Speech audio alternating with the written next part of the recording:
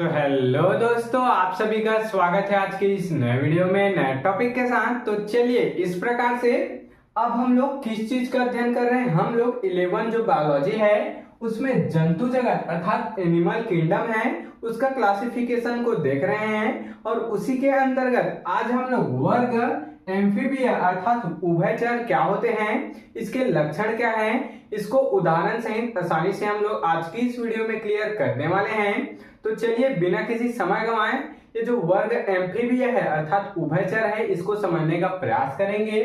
तो ध्यान देंगे उभयचर आखिर होता क्या है, चलिए इसको थोड़ा सा समझ लेते हैं। तो एम्फीबिया वर्ग को ही उभयचर बोल दिया जाता है। अब इसको उभयचर क्यों बोलते हैं, तो ध्यान देंगे इसके अंतर्गत ऐसे जीव आते हैं जो कि जल और स्थल अर्थात थल दोनों में रह सकते हैं, इसलिए इसको उभयचर कह दिया जाता है। अब ध्यान देंगे जो वर्ग एम्फीबिया है इसके अंतर्गत ऐसे जीव आते हैं जो कि पानी के अंदर अर्थात जल में भी रह सकते हैं और पानी के बाहर अर्थात थल अर्थात स्थल में भी रह सकते हैं। तो ऐसे जीव को क्या कहते हैं, उभयचर कहते हैं, जो कि एम्फीबिया के अंतर्गत आते हैं। इतना क्लियर हो गया। इसको याद रखिएगा, किसंग एम्फीबिया के अंतर्गत ऐसे जीव आते हैं जो कि जल में भी रहते हैं और थल में भी रहते हैं। इतना क्लियर हो गया। चलिए अब हम लोग वर्ग एम्फीबिया के जो लक्षण हैं इसको समझने का प्रयास करेंगे लाइन से। तो सबसे पहले इसके लक्षण है, इसके अंतर्गत आने वाले अधिकांशतः जीवों में 2 जोड़ी पैर होते हैं। अब देख सकते हैं वर्ग एम्फीबिया के अंतर्गत आने वाले अधिकांशतः जीव, अधिकांशतः अर्थात आधे से ज्यादा जीव में क्या होते हैं, 2 जोड़ी पैर। अब 2 जोड़ी पैर अर्थात 4 पैर पाए जाते हैं। 1 जोड़ी अर्थात 2 पैर, 2 जोड़ी अर्थात 4 पैर इसमें क्या होते हैं, पाए जाते हैं। तो अधिकांशतः जीव ऐसे होते हैं वर्ग एम्फीबिया के जिसमें 2 जोड़ी पैर या फिर पाद पाए जाते हैं। क्लियर हुआ पहला लक्षण। चलिए दूसरा लक्षण देख लेते हैं। तो इनका शरीर सिर धड़ में विभाजित होता है। देख सकते हैं हम लोग का शरीर 3 भागों में, सिर में, गला में और धड़ में विभाजित रहता है, जबकि इनमें जो गला है वह नहीं पाया जाता है, गर्दन नहीं पाया जाता है। इस कारण ये केवल सिर और धड़ में विभाजित होता है। मेढक को आप देखे होंगे, उनमें क्या नहीं होता है, उनमें गर्दन नहीं पाया जाता, ओनली सिर और धड़ होता है। तो उसी प्रकार से ये किसके अंतर्गत आता है, जो मेढक होते हैं वर्ग एम्फीबिया के अंतर्गत आते हैं, जो कि सिर और धड़ में विभाजित होता है। वह कुछ में पूंछ उपस्थित होते हैं, कुछ ही इसमें आने वाले जीव हैं उनमें पूंछ उपस्थित होता है। ये क्लियर हो गया। चलिए तीसरा यहाँ पर लक्षण देखेंगे।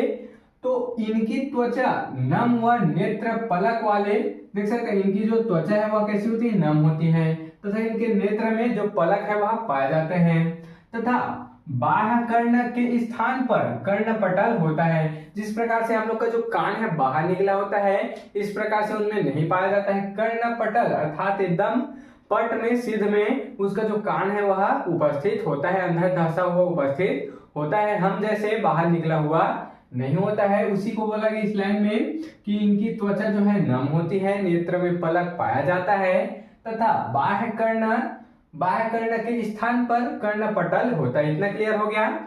चलिए चौथा ही यहाँ पर लक्षण देखेंगे उभयचर का। तो आहार नाल, मूत्राशय तथा जनन पथ एक कोष्ठ में खुलते हैं। देख सकते हैं तीनों नाल है, आहार नाल, मूत्राशय और जनन पर वो एक ही पथ में खुलते हैं या फिर एक ही कोष्ठ में खुलते हैं। इतना क्लियर हुआ।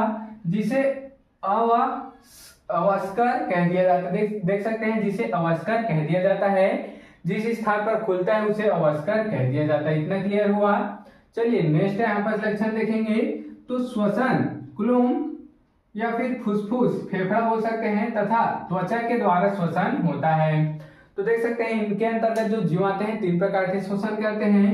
पहला क्लोम द्वारा, श्वसन क्लोम उसमें पाया जाता है, उसके द्वारा, और फुसफुस अर्थात फेफड़ा कई में पाया जाता है कई जंतुओं में, उसके द्वारा, और त्वचा के द्वारा श्वसन करते हैं। देख सकते हैं अगर आपको पूछ लिया जाए कि ऐसा कौन सा जीव है जो कि श्वास नहीं लेता है, तो आप बोलिएगा मेढक, क्योंकि मेढक क्या करते हैं, मेढक त्वचा के द्वारा श्वसन करते हैं। त्वचा के द्वारा श्वसन कैसा होता है, उनके त्वचा में छोटे छोटे स्फोट छिद्र पाए जाते हैं, उसके माध्यम से वो सांस को अंदर और बाहर कर पाते हैं। तो अगर आपके एग्जाम में कभी भी पूछ लिया जाए, एमसीक्यूज अगर आ जाए कि ऐसा कौन सा जीव है, कौन से वर्ग में आता है जो श्वसन की क्रिया उसमें नहीं होती है, अर्थात मुख द्वारा श्वसन नहीं होता है, तो आप मेढक बताइएगा, जो कि वर्ग एम्फीबिया के अंतर्गत आता है। इतना क्लियर हो गया। तो याद रखिएगा, ये आपके एमसीक्यूज में पूछ लिया जाता है। चलिए छठवां लक्षण देखेंगे वर्ग एम्फीबिया का। तो हृदय 3 कोष्ठी देख सकते हैं, इसका जो हृदय है वह 3 कोष्ठी होता है, 2 अलीन तथा 1 नीला इसमें होता है। इतना क्लियर हो गया। ये असमतापी होते हैं, ये असमतापी होते हैं। इसको हम लोग पिछले वाले वर्ग से समझते आ रहे हैं कि असमतापी क्या होते हैं।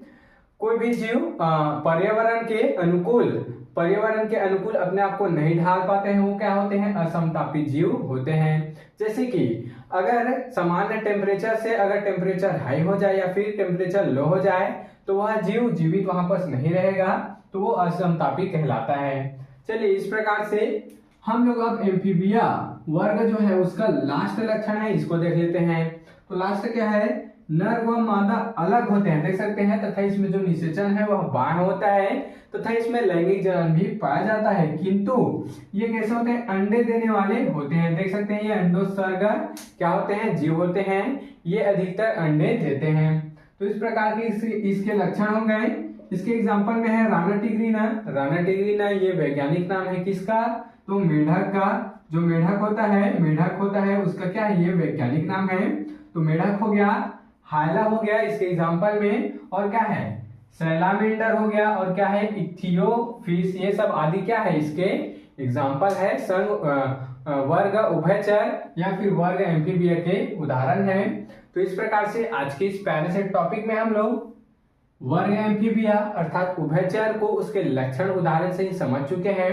आप इसके स्क्रीनशॉट यहाँ पर ले सकते हैं।